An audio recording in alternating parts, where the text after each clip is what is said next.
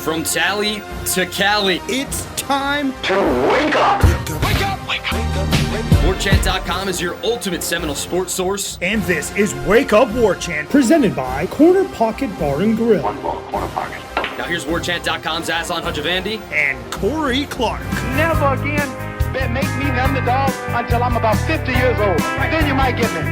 Wake up! What is up? Your favorite football team, 3-0. This is Wake Up Warchant, presented by the Corner Pocket Bar and Grill, Tallahassee, Florida. CPTallyBar.com. That is the website. Coming up on today's show, the Noles take down Louisville 35-31 amid an absolute mash unit of injuries. The AP and Coaches Top 25 has a team omitted that we've got a bone to pick with, and the Zaxby's Indescribably Good Player of the Week. Wake Up Warchant, presented by the Corner Pocket Bar and Grill. Again, CPTallyBar.com. That's the website. Check it out. Daily lunch specials going from 11 a.m. to 3 p.m. Build your burger, championship burger, victory burger. It'll taste oh so delicious. And then tomorrow, trivia. Corey, will you be in town for trivia to give the people the business and also your presence? I don't think so. I'll be in town, but I don't think I'll be there for trivia. Ooh. So that's a bit of a bummer. Ooh. But what can you do? We'll get them next week. What kind of big plans do you have, big dog? Hey, don't worry about it, Aslan. Right. If I wanted you to know, I'd have texted you and invited you. Ouch, man. What's going on? Thought we'd be better friends up in Louisville this past weekend as we watched the Noles win 35-31. Do check out the Corner Pocket Bar and Grill, everybody. Even if Corey's not there, it's still worth the time. I feel like since they've come on board, right, or the Noles haven't lost. Is that correct? Bill, thank you. Yeah, Bill turned it around. Yeah. So the Noles 3-0. They take out Louisville 35-31 on a Friday night in Cardinal Stadium. Weak attendance from those folks. I can't imagine what their next home game is going to look like. I think they're all pretty much have given up on that coach. I think, they might think they gave it away. Florida State, though, took it. Probably most people would say listening to this show. They went and made plays when it mattered. Absolutely incredible for them to come and win this game because of everything they dealt with in the game. Obviously, Jordan Travis goes out. Was it the second? It was first half, right? Yeah, he went out in the first half. Yep. At one point, though, I think he was 11 of 11. I mean, our guy was on point, looking great. Offense, opening drive, solid. But then he goes down. Jared Verse goes down. Later on, Robert Scott goes down. And if you follow me on Twitter, you would have seen that Jared Verse was the number 5 defensive end, according to Pro Football Focus, through 3 weeks of the football season. Jordan Travis was the number 8 quarterback, according to Pro Football Focus, in the entire nation. I think maybe one or two guys in front of him weren't starting quarterbacks either. So maybe, he's like the number 6 quarterback in the nation. And then Robert Scott goes down during the game as well. Malcolm Ray goes down. Dylan Gibbons went down. I don't think he missed any time, though, according to Pro Football Focus, looking at the snaps. And then Tate's asked Corey, how did you guys go about doing this? Mike Norvell asked about it, got very impassioned. Tate's like, listen, man, in the past, we faced adversity and we did not handle it well. Now we just sort of clap it up and embrace it. And that was a full plate of adversity. This game was going to kind of prove it to us, right? I think you said this was a prove-it game. What did it prove to you, Florida State being able to win 35-31 under those circumstances? Yeah, I mean, I just think it kind of tells you what we've thought about this program and how it, it's look, you want to get to a point where it's not just, you don't want to just get patted on the back for trying hard and fighting. But this team does do that, and now they're stacking wins on it with it. I think that's when you look at this team, I thought they were going to get blown out. I legitimately did. I think I said that on the wrap. Like after Jordan Travis got hurt, I thought, and then Tate Rodemaker did what he did on his first two throws, the intentional grounding and then the throw right to the linebacker. I'm like, yeah, they're going to lose by 28 points. And I feel bad for Norvell. He's going to lose by 28 points because he doesn't have a quarterback that can play. This offense is not going to do anything. The defense will get tired, and eventually Cunningham's just going to run for a couple extra scores, and they'll end up winning by 28 points. And so for them to do what they did, man, for the defense, look, the defense didn't play great at all. We can all admit that. I mean, 31 points to a team that had scored, Aslan, 27 the first two games. Not great, but Think about when Jordan Travis got hurt Well, and where held them 10 Louisville points got in the the ball. second half. Held them to 10 points in the second half. No, though, but that's my point. They also held them those last two drives of the first half when Louisville could have gotten up 24, 28, 14. And then it feels like a whole different ballgame. The fact that you're only down 7, with the fact that you're only down 7 to start the second half, the defense, kudos to them, because after that interception, they got the stop they needed before half. They got the stop right before that too, and you gave yourself a fighting chance. Like, okay, maybe the Rodemaker kid can get lucky. Maybe the running backs will run the Wildcat the whole second half, and we can miracle a win.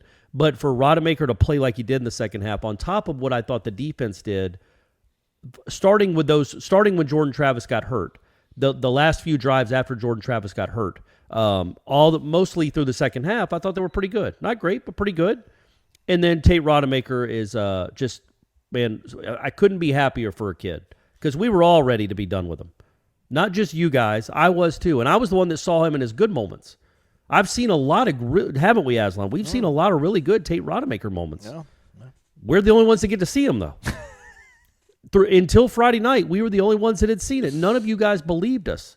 None of you guys believed it. So many tweets. I want my $1 back. You guys kept telling us this kid was good. I want my money back. I was trying to bring those tweets up during the post-game wrap, but I couldn't, so you guys are lucky. Yeah, but right, so we knew there was some of those throws in there, but now you guys do too. And Corey's getting emotional talking about it. I know, right?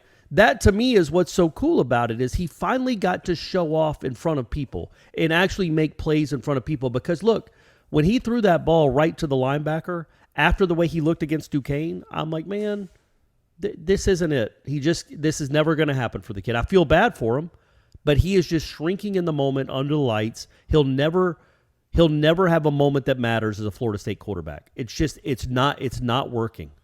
So much to the point that I thought Norvell was a little foolish to run him out in the second half at the start of it. Like, not that he ran him out, but like, you're going to throw on the second play of the half, Mike? Really? First play, he let him throw the ball. I think it was like no, third I think they and long. ran it. I thought they ran it the first time, and then the second down they threw it. Okay. And then yeah, he made a great throw to Johnny, and then that kind of got the floodgates open a little bit. But man, that's what's so cool about this team is they lose their best offensive player, who might be, frankly, the way he played for a majority of that first half, he might be one of the best offensive players in the country. I don't know. Yep. I don't know how we limit this kid. That's what his coach called him after the game. He said, he's one of the best players in the country. So you lose Jordan Travis. You lose, as you said on PFF, one of the best defensive ends in the country. Certainly, I think your best, most impactful player through 2 games on defense. Fabian, if it's not him, it's Fabian Lovett. And then Robert Scott might be your best offensive lineman. It's just for them to do what they did in the fourth quarter without, think about the Warchant top 40. That's 4 of the 8. I looked it up just to make sure. That's 4 of the 8 top players that we had on the program, on the team, that weren't playing in that fourth quarter, on the road, down by a touchdown, and you go and win a game. Man, that's cool. That's cool. That's a likable trait for this team and this program. It's not that they just don't quit, but they rally up, man. They play with some stuff. And that's cool to see, man. That's cool to see. They made plays when it mattered again, but it's just cool to see them rallying like that. That was and kudos again to Tate Rodemaker for that performance. It's zombie Florida State. It was incredible. I don't even know like what to point to that allowed them to persevere amid all that adversity. Because again, man, Fabian Lovett wasn't even there. I don't think Fabian Lovett even traveled with the team. So you're down with, you're starting the game down Fabian Lovett, and then Jared Verse goes down, et cetera, et cetera. It's remarkable, man. I don't know if it's like they got 98 Tennessee, 2002 Ohio State, like sort of special juju, kind of sprinkled on them right now. Well, I didn't know. Okay, I don't know if they go in that. I just don't think they have. Those they're not winning national. All right, yeah, they're not winning national. Okay, but they had a lot of NFL talent. Those 2 teams. They got really crazy lucky a few games, but they still had really, really good players. We're going to a really good bowl game though, so that's really cool. I didn't know. I'm like, is Florida State and Mike Norvell just supremely unlucky, or is he like lucky somehow? Because listen, Malik Cunningham and Scott Satterfield and that offense. I mean, I don't want to diminish what the defense did, but they probably you feel like they kind of let their foot off the gas at some point in that game, and Malik Cunningham almost wants to spite himself and show that he's like some developed pocket passer. Like, dude, just why don't you run? You've already run for 120 yards. Why don't you keep doing that? That was successful for you guys, but they didn't. Cool, and Florida State figured out a way. I can't wait to talk to Adam Fuller on Monday because I think maybe there really was even a lot of options for him, man. I think the coverage actually held up quite well on the back end, and there weren't running lanes for him, man. I mean, they didn't necessarily collapse the pocket and get to him, but there wasn't these wide, huge, gaping holes in the fourth quarter for him to kind of expose. So, again, I can't believe they did it, especially Tate coming through after throwing just a horrendous pick, and you figure that's who he is. Like, just, I mean, I think at that point he probably had only thrown, 5 passes in a game situation, and that was like his 4th pick. So just absolutely incredible. And then they go and make the huge play, Kevin Noles, to seal the deal and get the pick on that final drive. But I don't know. Like, I didn't think Florida State was going to lose that. When they pulled ahead, when they kept throwing the ball to Johnny Wilson, and Johnny Wilson just kept making freaking plays, I'm like, they're going to win the game. They're going to be all right. They figured something out with this kid. Like, I don't know, even for me, and I was never the guy that always thought, oh, here we go again with Florida State. Like, even with Willie years, even with some of the stuff with Mike, I was never like, oh, here we go again. It's just, and I'm not even an optimistic guy. I'm just like, I feel like they're kind of in control of this game right now. But the way they fought and battled back, when they kept retaking the lead and they took it back for the last time, I'm like, I think they're going to be all right, man. I think they're actually going to be able to pull this out and win. And now we're winning games in all sorts of crazy ways now, Corey, right? So I don't know, supremely talented teams that are going to force them into errors is the only way they're going to lose games. And I don't know how many supremely talented football teams are left on their schedule. Well, I love the optimism, Aslan. I really NC State's going to be tough. NC State's going to be tough. Look, Listen, man, wouldn't you say we have no idea what this team is even going to look like this coming week? Right, yeah, because apparently Jordan Travis, which, can we talk about that for a second? Sure, buddy. So apparently it's not as bad as we probably thought, but we probably thought it was bad because the young man was, I assume, in excruciating pain, and his reaction sort of inferred a catastrophic injury to me, man. Like when you're punching the turf, grasping at one of your appendages on your body, and, you know, half the team comes onto the field because you mean so much of this program right now, and we're almost holding a wake for you, and then you're in a walking boot and crutches, and then apparently we're like, it might just be a sprain. No, nothing broke. And he tweets out, great news, let's go, let's ride, whatever he said. My guy, I am so happy you're healthy, man. I really am.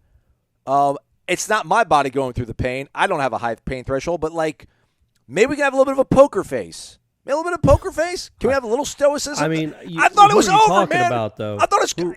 I don't know, yeah, but dude. So did he. And think about where he's been his whole career. He's like, again. No, but you know if you broke your leg. You know if you broke your leg. Even if it's a severe sprain and you're out 6 weeks, you're punching the ground.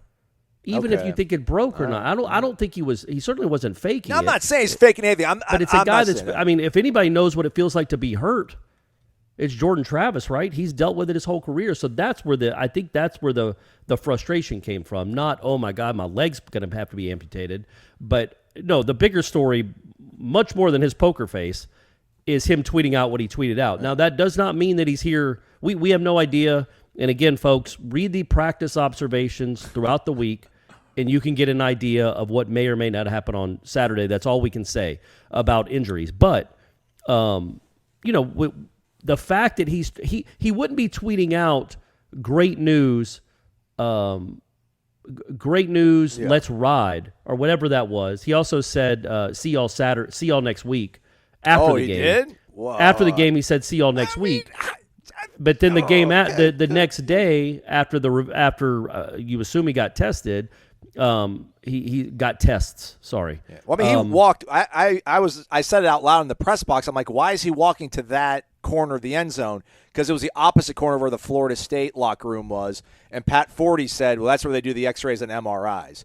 So he obviously got something done there right on the spot. Yeah, and then had something more extensive done when he got back to Tallahassee. But whatever, he tweeted out, great news. Great news, let's get it. Let's get it. So now great news could be, hey, you're only out 2 weeks and not the season. Or it could be, hey, great news, you got an A on your test. Like, I don't think Jordan Travis would be vague about a tweet like that if it was anything other than his ankle. So that is great news. That's by far the bigger headline is you did not lose your starting quarterback for the season because I liked what I saw from Tate. It was nice. He's not Jordan Travis. Jordan Travis, I think if he's healthy, you really do have a chance to win every game. That's what I think of this team right now. But we don't know if he's available for BC. We don't know if he's available for Wake. We don't know about Jared Verse. I'm not worried about Fabian BC. Lovett. I'm not worried about BC. Robert Scott, all of it. Like those are all very, very important people. So let's see. All those guys are gone, and they scored 20. They outscored Louisville 21-10 with all that, though. With all that adversity, man. No, I know it's great. Look, man. But is it adrenaline? We don't. It's not maybe sustainable. Like you can have Patrick Payton can't be on the field for 60 snaps, that or 50, whatever. I mean, he was on the field the entire second half. That's commendable. The kid played really hard, but that's not ideal. 35 reps out of 79. Probably most. How many did Jared Verse play? 23. Yeah, man. So Peyton had to play a lot. That's a lot of snaps. So especially in it felt like the third and fourth quarter, he was out there a lot. So let's see. Let's see what this team looks like moving forward.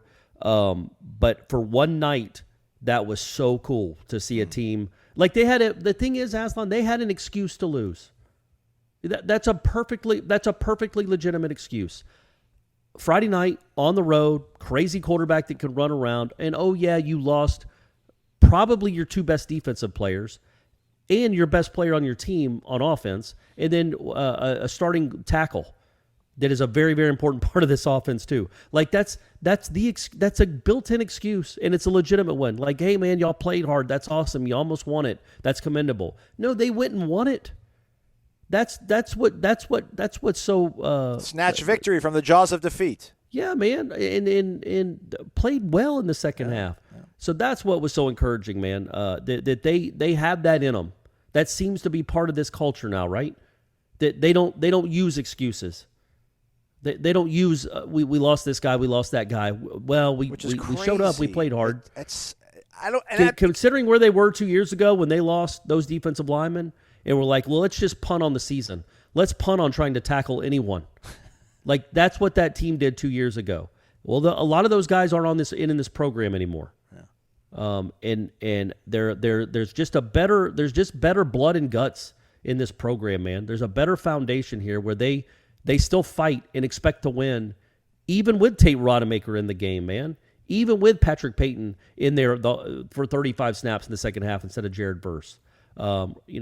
With the Fabian Lovett not even on the trip, that's just really, really cool to see, man. And you just, again, the foundation is there. I keep saying it. The foundation of what you want in a program is there. It is such a likable team. They do play so hard. And imagine if you just, and I like these kids, and they're good enough college players. Trust me, they are. They're good enough to be ranked. They probably should be ranked. They're certainly good enough to beat anybody on their schedule. Imagine this foundation and this belief and this effort 100% of the time with just a little more uptick in talent. And you can kind of see maybe what this ceiling is with this guy's head coach, because you got to love what he's built and what he's instilled with these guys. Not ranked yet, though. Well, we'll talk about that in a little bit. But first, head over to mybookie.ag, everybody. You know the site. You know the promo code. It's Warchant. Use it, and your first deposit will be doubled right then and there on the spot. First off, shout out to my South Alabama Jaguars. Heartbreaking loss to UCLA. But we covered, and that's what matters. Check this one out, Corey. Florida State, Boston College, 8 p.m. Currently the Noles. It don't matter who's going to play at quarterback. It could be Tate, throw-a-maker, touchdown-maker.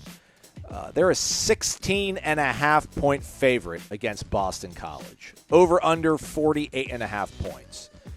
Not a lot of confidence in the BC offense, sounds like, because the Noles are going to put up 30, but BC ain't going to do a lot. Go to mybookie.ag. They're giving the money away, everybody. The Noles, 16.5, fine, whatever. We'll be fine. 8 p.m., Doak? Come on. No shot. No shot for the Eagles. Again, use that promo code WARCHANT over at mybookie.ag. Get your first deposit instantly doubled.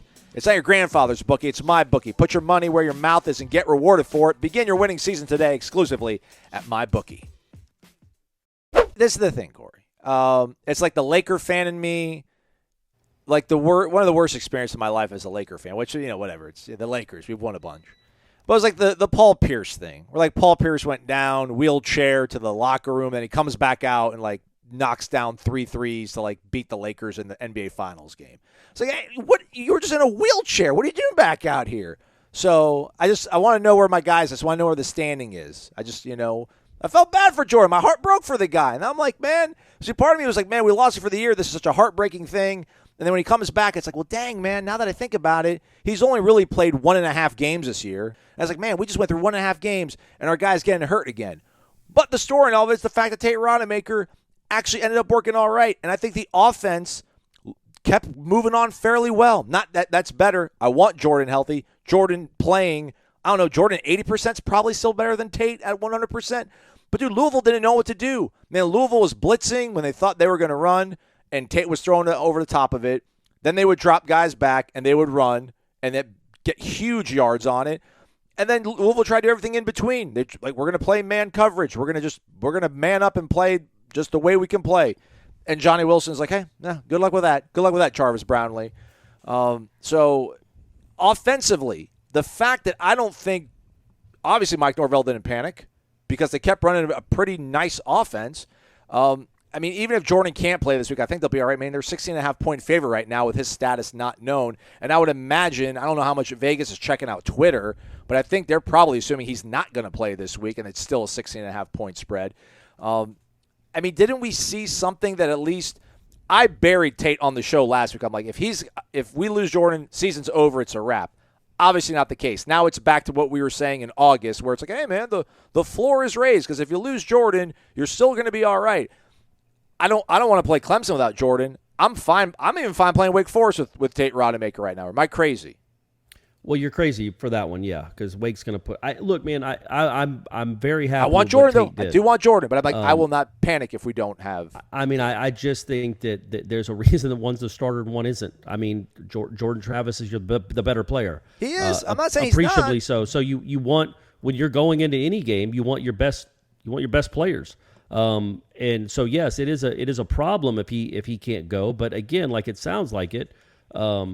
It's not a season ender for sure, which is great news. And also, the guys in Vegas, I'm surprised it's even on the board. The fact that it's on the board, I don't know, man. They have the one thing they do really well at. Well, they do a lot of things. That's how they build those huge hotels and casinos. They do a lot of things well. They take your money. But those guys that handicap those games really have pretty good info on injuries. So it's a good point about Tate. When Tate was on offense, they actually outscored when Jordan was on offense. So maybe it doesn't really matter who the quarterback is for Florida State. That's how bad Boston College is in their eyes. Yeah. And also, the Florida State offense did pretty well without Jordan Travis. So maybe Jordan Travis doesn't impact the line as much as we would think. So 16.5 is a huge number for Florida State in 2022, but I think that's a reflection of what they think on BC and maybe what they saw in the second half out of Tate Rodemaker. But obviously, yes, long term, you need Jordan Travis back. Yes. But because he's still quite, I love that Rodemaker had his moment. He's still an unknown, like a whole week of a team scouting for him. The prep, not being thrown into the fire, like having the whole week for the pressure to build up. He knows, knowing you're the starting quarterback. Yeah. All that stuff plays a role. We saw it the last, and that's another step for him. Like, you heard me on this show after the Duquesne game, and I'm like, man, I just think Tate needs to see one good thing happen. Just one good thing happen under the lights, and maybe that just frees him up. He just needs to see himself do it before he can believe and he can do it. And then he rips that throw to Johnny Wilson on the second play of the second half. And I think he just felt better about himself. He made another good throw to Pokey. He had a huge third down scramble before Toafili's touchdown tied the game. Like the throw to Johnny Wilson and then the scramble. Like, hey, man, these guys are actually trying to tackle me in a game that matters. I'm not wearing a green jersey, and I still made a first down. I can play this sport. And then it just felt like he looked like himself a lot more. And then the throw he made on the bomb to Wilson, I don't know how often you could. We saw it, obviously, and I think I even said it as we were watching. Like, that cornerback's about to blitz. So the cornerback that was guarding Johnny Wilson, or in front of Johnny Wilson, started creeping up. He blitzes. He comes off the edge. So now Johnny Wilson is picked up by the safety, and he runs a post. Well, I don't know that Tate saw the cornerback coming, but he did a really nice job of rolling out to the right to avoid the pressure for a little bit, to give himself a little time, and then just launched it to the best player on the field, which is, and it was a great throw, man. And you see the arm talent that we've seen. In that play, it wasn't just the decision to throw it to Johnny. It wasn't just the throw itself. It's the fact that he saw the matchup. And he, whether it was instinctual or whether he actually saw the corner coming, rolling out to the right and launching that throw was a great sign for a guy that has had no good signs almost any time we've seen him live and in games. So just those kind of throws. And then the next throw, I think, was the throw to Johnny for the touchdown. Man, that's so good to see. That's just really good to see. But so that was the first step that he had to take, was to just show to himself that he could do it, that he wasn't the kid that just threw it right at the linebacker's numbers every time he got into the game, that he actually could read a defense, could process it quickly, could make throws when it matters with people cheering in the stands. Now the next step would be, if it has to happen, knowing you're the guy all week, in the buildup that comes with that, in the pressure that mounts with that, for a 3-0 football team, in a game that you're supposed to win. How do you handle that? That's the next step if it is Tate Rodemaker. We do not know if it's Tate Rodemaker. But, man, yeah, you do feel better than you did at halftime, right, Aslan, of that Louisville game? Absolutely, man. You feel confident that, okay, I mean, he just put up 21 points on the road. They scored 35 as a team, which is tied for the most they've ever scored with Norvell in an ACC game on the road. So that's really good news, man. That's really good news. One weird sort of tangential thought Corey had during the game. I mean, Jordan Travis absolutely on fire. First quarter, I think 11 of 11. Second quarter, this is what happens in the second quarter. Now listen, Ira talked about this on the Warchant Warchant report about like trying to kind of tamp down enthusiasm a little bit, just keep everybody a little bit level about, hey, listen, man, Jordan Travis is a very good quarterback. He might even be a great quarterback, but even great quarterbacks have bad stretches in games, which is true. I mean, like Bryce Young, Caleb Williams, all these guys struggle at points. But again, he was 11 of 11 through the first quarter. Second quarter, interception, first drive. Second drive, 3 and out. He almost throws another interception on that one. And then the third drive, the pressure. The sack where he gets injured was very, I don't want to say regression, but it was very, very sort of reminiscent, kind of skittish, what we had maybe seen from Jordan in a previous iteration of what he's become. Listen, man, he's clearly made strides, I believe, but it was sort of weird to see that stretch in the second quarter.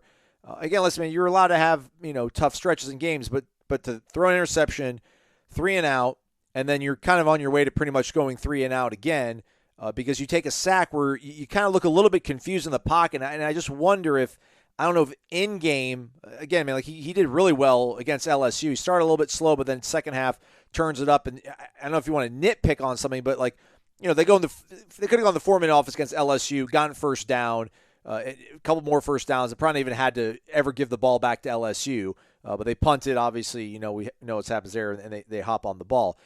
I just wonder, is there anything that maybe Jordan, things catching up to him later on in a game, or does this just kind of go back more to Ira's sort of thing about, listen, man, guys are just going to struggle in games? The play that he got hurt on was just so unfortunate because they only rushed 3.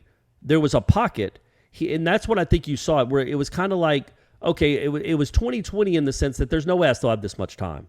Let me look at the rush. Nobody's open. None of my guys are open. Let me look at the rush. Okay, I'm going to go right. I'm going to go to the left. No. Now that guy's kind of pushed up too much. Let me spin out and go to the right where I can buy more time. And then the guy that was on the left came from behind and got him. It wasn't a good feel of the pocket type play. But, man, we know enough now after, the first 3 drives of that game, the whole LSU game, the Duquesne game, this kid's different than 2020. He's really good. He had a bad stretch of maybe, and even the play before he got hurt is a really nice throw to Toafili in the middle of the field, because that wasn't open. But he threw it with conviction and zip and got a first down. And then I think it might have been the next play. No, the play before he got hurt, he threw a 2-yard loss to Toafili. No, okay, but it was that drive. Yeah, the first play was 11-yard completion. Yeah. So, and then he threw it. But the throw to Toafili, that's a missed block. That's an out wide throw to Toafili where, that's not Jordan's fault. No. The sack was goofy. The sack, but other than that, I thought he had a pretty weird throw down the left sideline, and then he had that the the sack there on with the rush, a 3-man rush, where he that sack was his fault. It wasn't the offensive line's fault. But yeah, and then the fact that he threw it the way he did as he was getting sacked right to a linebacker. But his knee was down, so at least the interception didn't count. But man, you could not ask for a quarterback to look any better than he looked those first 2 drives, three drives, whatever. That's crazy. On top of what he did against LSU, and they weren't even running the ball, even trying to run the ball, which was a bit surprising. Why would you went 11 for 11, man? No, I know, but I think that eventually Louisville's like, we're not letting this kid just going to stand back there and beat us. No. We're going to blitz. And I didn't necessarily on those 2 drives, the 2 or 3 drives that Travis had before he came out of the game. I wasn't in love with Norvell maybe not having an answer for the way Louisville adjusted, but man, there's nothing to complain about with what he did in the second half. No. With not as good a quarterback. That was remarkable. The clutch shot, the biggest hits. It's time for the Zaxby's Indescribably Good Player of the Week. You heard the man. It's time for the Zaxby's Indescribably Good Player of the Week, and man, we used to struggle. We would struggle to do these. Now it's like, hey, man, who do you want to pick? I want to pick that guy. You want to pick that guy? I want to pick that guy. Man, Tate Rodemaker, amazing. Again, on the show last week, sorry, Tate, my bad. Speaking for a lot of people out there. But for him to go in that game, end up throwing a really bad throw, but somehow picking himself off the mat, and then I guess eventually going, after that pick, I think probably 6 for 9. Might have completed pass before that one. Anyhow, finished the game, 109 yards through the air, 2 touchdowns, and just making huge, timely throws. Whenever Louisville would respond, he would find Johnny Wilson. It was incredible. The amount of chemistry he has with that guy, considering the fact that he's been running with 2s, was simply amazing to see a kid who has really struggled under the lights show out in a game where he had every excuse to probably turtle up and be like, please take me out of the game, coach. But to come out firing like that, he's my indescribably good player of the week. That kind of medal is indescribably good, just like Zaxby's. Corey? And apologies to Kevin Noles. That's a big-time play, my man, getting that toe tap down right there to clinch a game. I'm obviously going to go with Johnny Wilson. That is probably the best receiving performance a Florida State guy's had since, I don't know, Kelvin against Florida. Or maybe, I think Travis Rudolph had a couple 200-yard games. Tamarian Terry had a couple big moments. But on that stage for a 2-0 team, to make in the plays he made. And also, Aslan, don't forget the 30 yards he drew in pass interference penalties that kept drives alive and moved the ball down the field. You're going to see a lot of that this year. If they call it, they need to call it. He's going to be interfered with a ton for the rest of the year. But Johnny Wilson, hats off to you, man. That is an all-time great performance. For you personally, but also for a team that desperately needed it with a backup. What a safety blanket! What a security blanket to have a 6'7" kid that can run to throw it up to when maybe you have a backup quarterback in there. So Johnny Wilson, that's awesome. That's big time. You got to break the rock. I know you probably enjoyed that, but that's not nearly as big a deal as being the Zaxby's Indescribably Good Player of the Week, man. So congratulations, 2 huge moments for you in a span of 48, 72 hours. 7 for 149 and 2 touchdowns on 8 targets for Johnny Wilson. Decent. Decent. Johnny Wilson, Tate Rodemaker, our Zaxby's Indescribably Good Players of the Week. Johnny Wilson, again, we don't lie at these observations when we do these observations, guys. We're not just writing stuff to write stuff. Those are the kind of moments that Johnny Wilson had throughout August. We promise. He looked dominant. He looked unguardable. What is Jarvis Brownlee, he's not Dion, but he's not horrible. What is he supposed to do on that touchdown catch? What is anybody supposed to do? The only thing, and on the post patterns too, like the only thing you can do when a kid has an inside position on you in the middle of the field on a 40-yard pass is to go jump on his back and tackle him before he catches it. That's the only chance you have, or hope he drops it. That's the only chance you have in single coverage on a post pattern when he gets inside leverage on you. He's too big, and he's fast enough, as you guys saw. He's not a plodding offensive lineman. He can move for that size. He is just a matchup nightmare. And you wonder what that's going to mean for him moving forward. So he had never had a game like that, clearly. I think his career high before that was 70 yards in a game, and then he goes out there and puts 149 on national TV in 2 touchdowns. But what's that going to mean for him moving forward? Because, again, we knew he was good. I hope he knew he was good. But he had never had a moment like that on TV. Like, how much confidence does that kid have now in himself after a performance like that? Trust me, number one, he's on the top of every scouting report for the rest of the season. That's number one. That kid is they're going to have to, you have to roll coverage over to that kid and hope you can make plays, because he is going to get a lot of targets and he's going to make plays. But he has so much confidence in himself now because he did it on a stage where people watching, and not in Jacksonville at a practice with 100 people around a chain link fence, or in the IPF with 30 people there watching. Like, he did it with everybody watching. So that you can only imagine what that does for his confidence. And then I was going to say the same thing with Trey Benson. Because I'll be honest with you folks, I know he ran for 100 against Duquesne, but like I said in the wrap-up show, Ira could have run for 80 against Duquesne. Trey Benson in the LSU game, and I thought really for the first 3 quarters of the Louisville game, I'm like, what is this kid even doing on the field in the fourth quarter of a big game, of a big moment? Because he just isn't running like we've seen him run. But that 12-yarder he had on 3rd and 4, well blocked, by the way. Dimitri Manuel opened up some holes, folks. But he gets a 12-yarder, which was the biggest run of his career by far. That's not saying a lot. There aren't a lot to pick from. But a 12-yard run on a crucial 3rd and 4, and then the very next play is a 37-yarder where he shakes off a face mask, runs through 2 guys at the 5, and almost gets into the end zone. Man, that, again, it's guys, as much talent as you have, if you've never done it when it matters, it's hard to believe you can do it when it matters. Now you go out of that game with Johnny Wilson, Trey Benson, and Tate Rodemaker all knowing they can do it. And I just think maybe that frees them up even more to be the players they can be. All right, Corey, so I was, trying to play Ira's job. I'm like, hey, man, we need to probably have all hands on deck Sunday morning, be on the lookout for the AP poll and then the coaches poll. Florida State's going to be ranked. I think this will be the first time they've been ranked since preseason going into the Virginia Tech game, and then polls came out and they're not ranked. What is the deal? Well done. Look, man, what are they, 27th in both, right? Did they go down in the coaches poll? I don't know. I didn't look at that close. I thought they were 26th, and now they're 27th. The reality is, when you're talking about the 28th, 26th, 31st, 21st, 19th, there's not a lot of wiggle room there. And the reality is, so yes, they probably should be ranked because, more than anything, not because they beat Louisville, because they beat LSU. And LSU looked pretty darn good on Saturday. Yeah. They beat Mississippi State convincingly. Mm-hmm. So that's a good win. And if you're looking at the state of Florida, which teams have the best win of those 3, it is absolutely by far the team that beat LSU in New Orleans. And also that happens to be the team that's undefeated. But it's the ACC. You beat Louisville. All they say, they just throw it up and say, "Oh, all right, well, you beat Louisville on the road." I mean, that's a really good win without your starting quarterback. But beat Boston College, you'll probably be ranked. Beat Wake Forest, you're probably legitimately 5-0 in the top 15. So it's all out there for you. That's the beauty of rankings. They don't matter in September. I get it. It'd be cool to have a number by your name. In fact, I was talking with Brady about that on Sunday. And I'm like, yeah, it really doesn't matter. And he goes, yeah, but you have a number by your name. And the people the people that are UCLA fans living in California be like, oh, Florida State's 23rd. They must be pretty good again. That's why rankings matter. But they really don't. It's cool for perception, but the reality is you have to go play these games.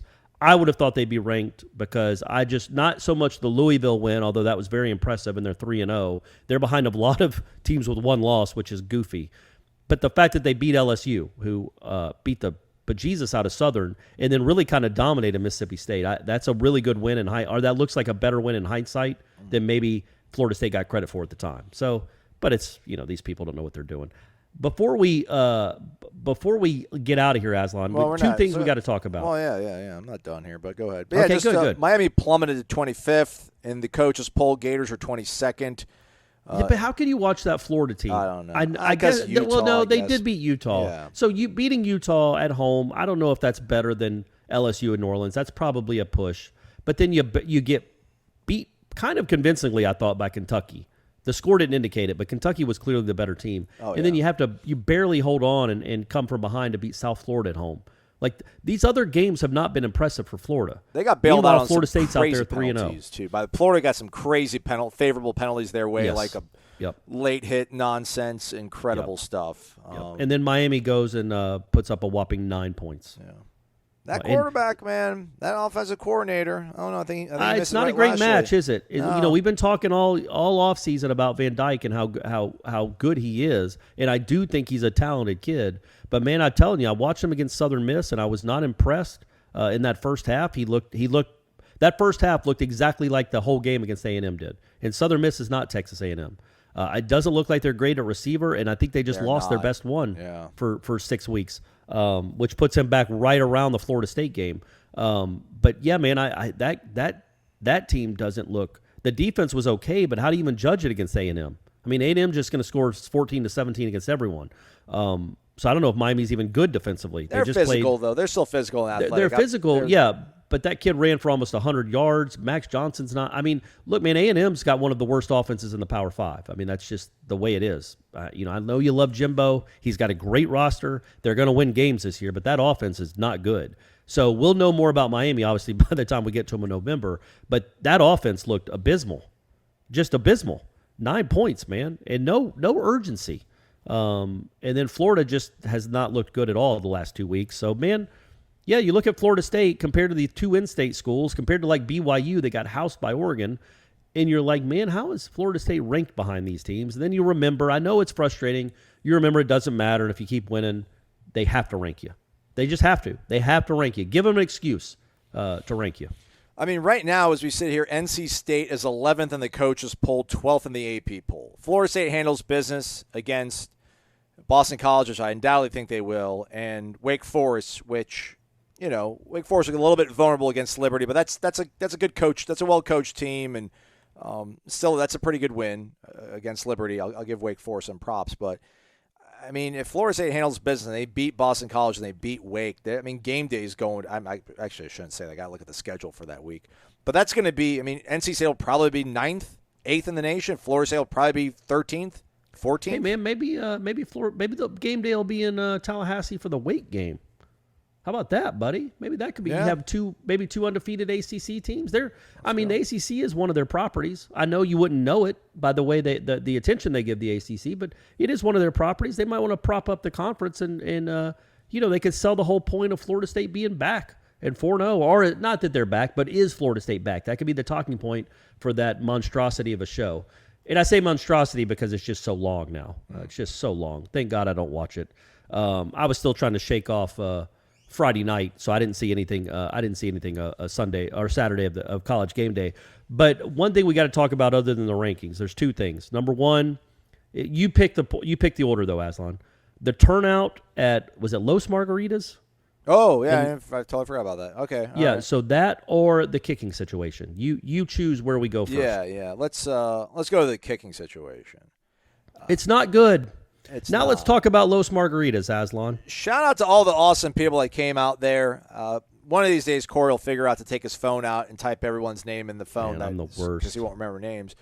But I remember we met a Bo and a Drew the night before on 4th Street Live. Shout out to those guys. I met a man named Steve, I think his name was, on the plane in Destin. Okay. On the way up there to Louisville. And then I met a guy, Steve, at my gym. I was doing my workout, and he literally shows me the phone. He was watching our live show on his phone. He's like, hey, I watch you guys every day. Love you. I'm like, awesome. Thank you. But then in Louisville, I think a couple of our mods were there. Booker 20, L.A. Noles, Albert, Joe, Jarvis. I think his name was Jarvis. He goes by T. Noles. Shout out to Dustin, who gave us Dominican hand-rolled cigars that were dipped in bourbon and wax sealed. You incredible, amazing human being. And I caught her name Sadie, I think, with the Kentucky Seminole Club. There were several people at the Kentucky Seminole Club that were there. But just think of like a Buffalo Wild Wings, everybody. It was a Mexican restaurant, but it was like a sports bar Mexican restaurant. What a great concept. And it was all Noles. Like 98% Noles. It was amazing. What was don't awesome. Forget Dave from Bardstown was there. I don't know if you saw the signs, the homemade signs he made. Dan Squatch. I met a guy, and I'm sorry I don't remember your name, man. I'm horrible with names. I barely remember Aslan's. But he came up on a bus. Apparently there was a bus from Nashville with a bunch of the Nashville Booster Club or the Tennessee Booster Club got a bus that came up that Friday. Alumni Club came up that Friday. I think he went to Duke is what he said for undergrad. So obviously a pretty dumb kid. But he was on the bus and he said he was a big fan of the show. There's another guy that told me that when he reads my columns, they read like I talk. which to me is which is a compliment. Absolutely. Like he can hear me saying the words as he's reading my stories, which is what I'm trying to do. So that was my best compliment of the night. But we got to pose with it for a bunch of pictures. Marie, Dustin's mom, she sat with Stephanie, like she got tickets for Stephanie, so Stephanie was there and sat with them up in the crowd and got to cheer one of the more unlikely wins that I could remember for Florida State. Really, maybe since the North Carolina game of last year, probably, and the year before that. Usually, the only unlikely games that Florida State wins are against Mac Brown. So it was cool they chose somebody else. They chose Satterfield. But yeah, man, that was a really everybody that came up to us, just know how much we appreciate it. You're all really, really nice. It's crazy. It's too much how nice you guys are, but we really do appreciate it, man. We're glad you're a part of this. Hopefully, we'll be on a ride where we're all going to remember at the end of this year. But we're glad that you're here with us now for 3-0. Now, and it really does mean a lot. Thank you so much for the kind words. We only got to stop by for like 30 minutes, but it was well worth it. That was really cool. It fueled the tank, didn't it, Aslan? Oh yeah.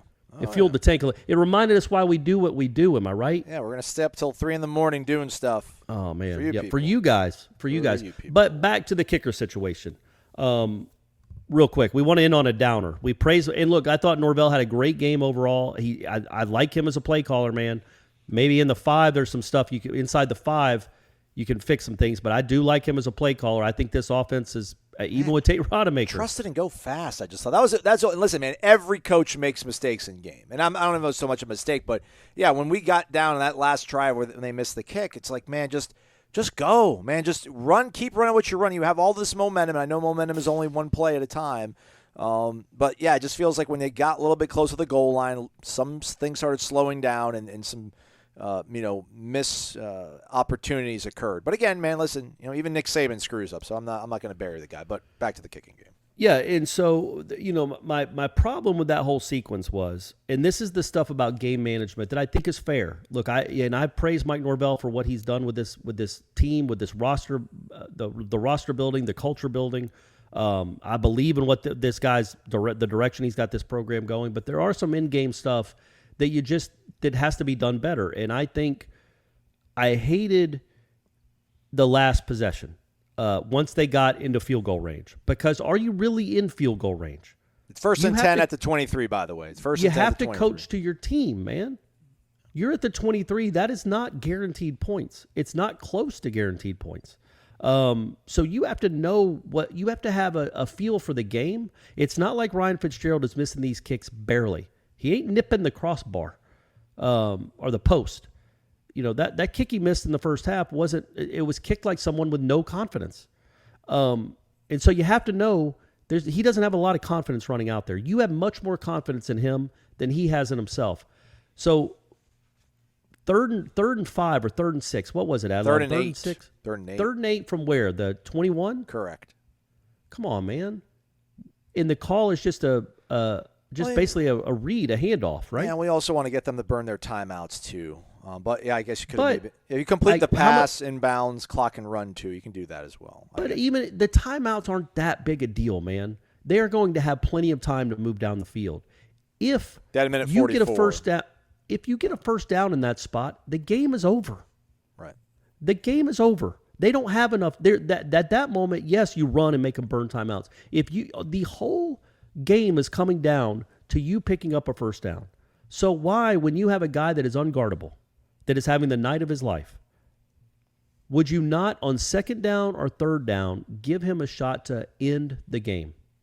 Either with a pass interference or an actual catch. You don't even need a touchdown.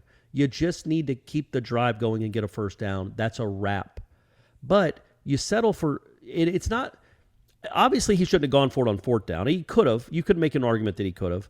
I just didn't like the 3rd down call where you're just setting up a field goal that even if you make it, and it is an enormous if with your kicker. 37 yards. Even if you make it, it's still a 1-possession game. If you get a first down, it's a 0-possession game, as in they don't get a possession. The game is over. That's what I was. I just didn't like that sequence. And you've got to coach to your team. You've got a guy that's having a great day that's unguardable. Throw it up to him. And see, now it's got to be something safe. It can't be like 4 different reads. It's a fade. It's a stop. It's something where you're just trying to get – it's one-on-one with Johnny Wilson, which it was. They weren't helping over. They knew they were going to run. Take a shot and win the game right there. That's all. I just didn't like the decision to kick it there. To not to kick it, to settle for to just set up the field goal. And now I wonder what it does to Norvell moving forward when it comes to these kind of strategies. Because say he's playing Boston College and he's up, I don't know, 24-20. How about Wake Forest? I don't think it's good. Well, we don't know, man. We don't know, man. So let's say Boston College. I'm still a cynic. I'm not counting on any blowout wins by this team yet. It's 31-27, and you have 4th and 4 at their 19-yard line. Or sorry, 3rd and 4. Well, are you just going to run it? 3rd and 8. Well, How about go back to 3rd the and 8? situation? Yeah, because 3rd and 4 you can pick it up and run it. Yeah, you're right. 3rd and 9. And Johnny Wilson's got 8 catches for 200 yards. Are you not going to give him another chance to go win the game in that moment? Are you going to set up another field goal? Or have you how much do you believe in this kid moving forward? That's the next step, man, because it does change the whole calculus of the way you call a game if you can't trust your kicker to make anything even inside 40 yards. It has to change the way you call a game. Like, that game's not over, even if, you're not the chance of him what were better chances right there in that spot, Aslan? Johnny Wilson making a catch against man coverage or getting a first down against man coverage, or Ryan Fitzgerald making that kick? I mean, it was 36 yards. I mean, listen, I agree with you. I mean, and you also have to say, like, let people know that this isn't Corey hindsight talking. No, the whole time. I was saying this in the whole time they had the ball right there. Like, you can't run this kid out to kick this field goal. Yeah.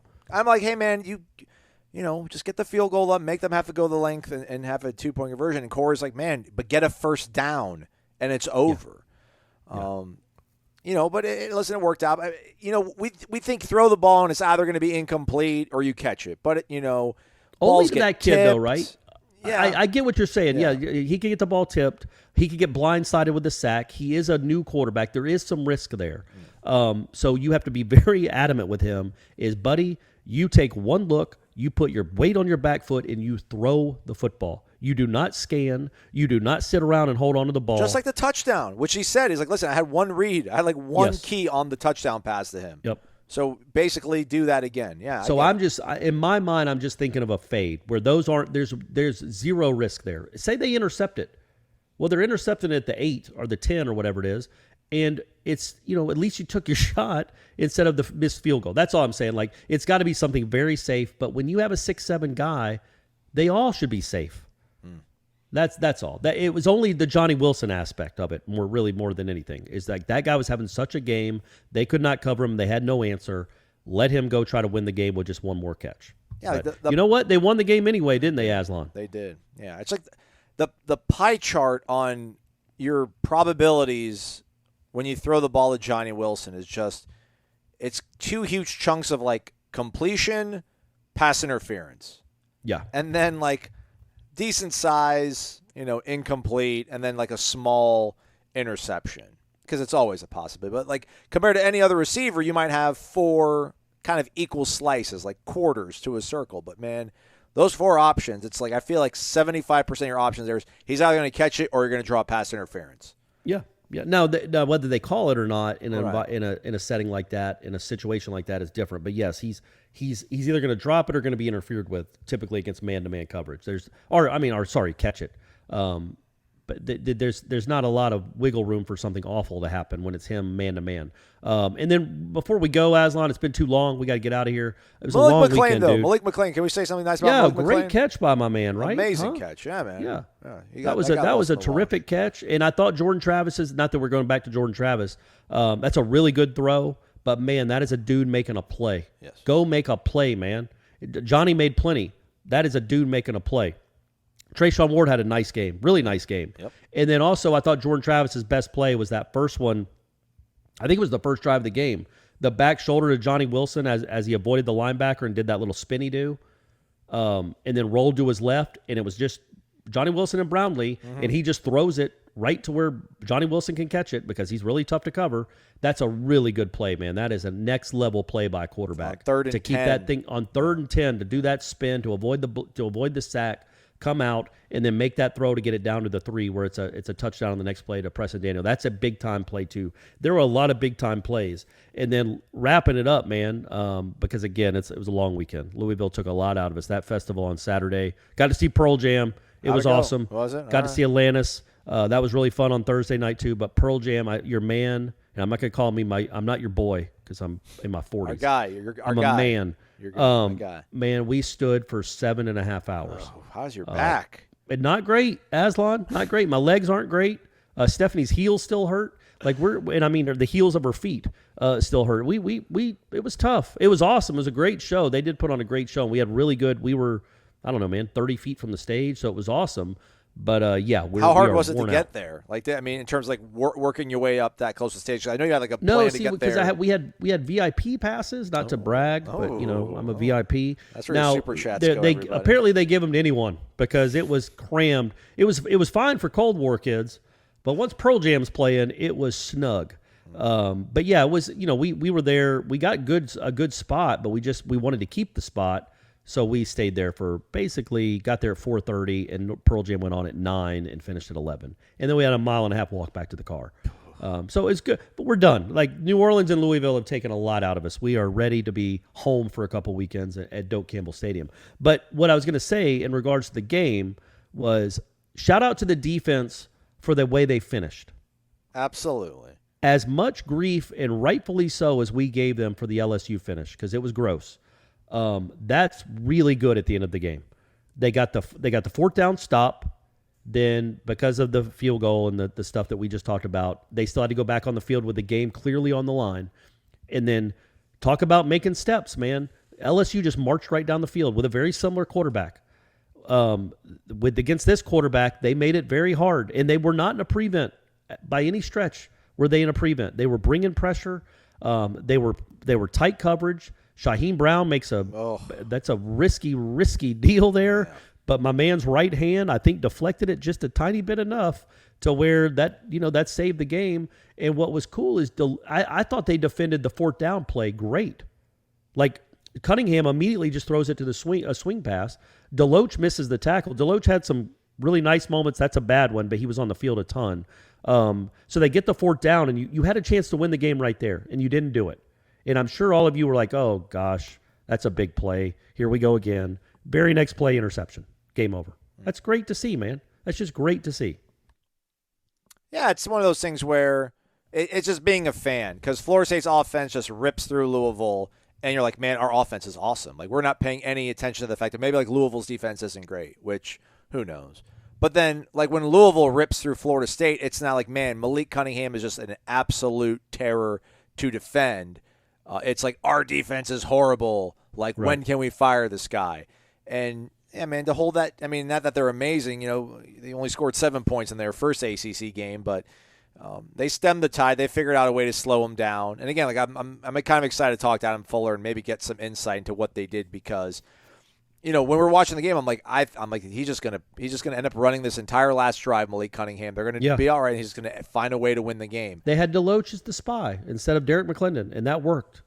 He still had. Look, man, Cunningham's gonna make plays. The one run he had that set up their only touchdown in the second half. Tatum Bethune makes a great read on it. It does exactly what he's supposed to do. It's like a quarterback counter, and he gets to the spot, takes on the block, and shuts it down. But the elite all-world athlete cuts on a dime, finds a hole to the right, and goes 45 or so yards. That's going to happen occasionally, even if you defend it well. Now, they were not good in the first half. They weren't very good at all in the first half. They were getting run through, which that's on the defense. Fabian Lovett is a big deal, it turns out. Clearly. And then you lost Jared Verse.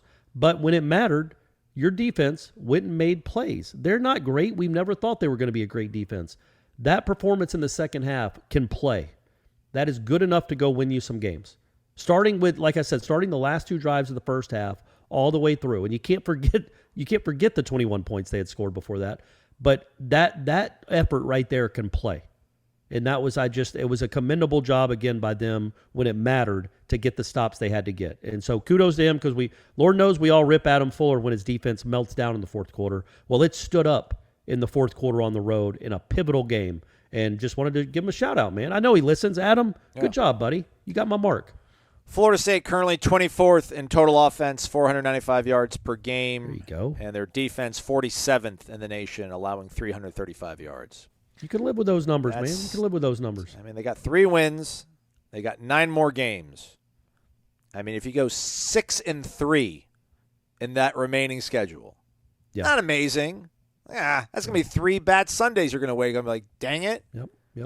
Because nobody on this schedule, you're like, yeah, Florida State should lose to this team. Louisiana Tech gave Clemson all they wanted for about 3 quarters. Yeah. Yep. I know they didn't have their really good standout defensive lineman because, that the horrible thing about his poor sister losing her battle with brain cancer. But, again, looking at the schedule, you saw Miami. We've seen Florida. I'm licking my chops to play Florida. Still, Miami, I don't know. Going down there, Mario scares me a little bit. I think he'll get the most out of those guys. But, yeah, Florida, their quarterback, not good at his job. Not all that great at his job. Not right now. Not right now. He's He's struggling a little bit. I don't know what 9 more weeks is going to do to him. But I don't know, man. Miami sounds good January 1st. So let's do it, man. Let's do it. Let's have 2 trips to Miami this year. Absolutely. Oh, we'll be back tomorrow and the day after that and the 2 following days after that as well. Probably even have Tom on the show. Bring on Tom. Do Tuesdays with Tom. Maybe we'll have Ira. Who knows? But stay connected, warchant.com. Press conferences starting at 11:30. Coach Norvell, the coordinators, Adam Fuller, Alex Atkins, John Papuchis, and then practice Tuesday, Wednesday. All this stuff remains $1, Corey. It's still only $1. So take advantage, folks. Subscribe to the YouTube channel. Take advantage of the $1 membership for a year because you're going to want to be there. You're going to want to know the write-ups to the games before the Orange Bowl. You're going to want to know who's going to play, who's not going to play. All that stuff. You're going to want to know. So you're going to want to be a member for the New Year's Six Bowl, man. So hop on board, or for the game in Charlotte. When they're playing for the ACC championship, all that stuff you're going to want to be a part of. So quit being a baby and sign up. He's sarcastic. I'm serious. Noles big this season. I'm Aslan. He's Corey. Sarcastic. I'm not sarcastic. What's the matter with you? That's Corey. I'm Aslan. That was going to be a good finish, but you guys ruined it. You guys said I interrupt them all the time. It's been Wake Up Warchant, presented by Corner Pocket Bar and Grill. Have a great one, everybody.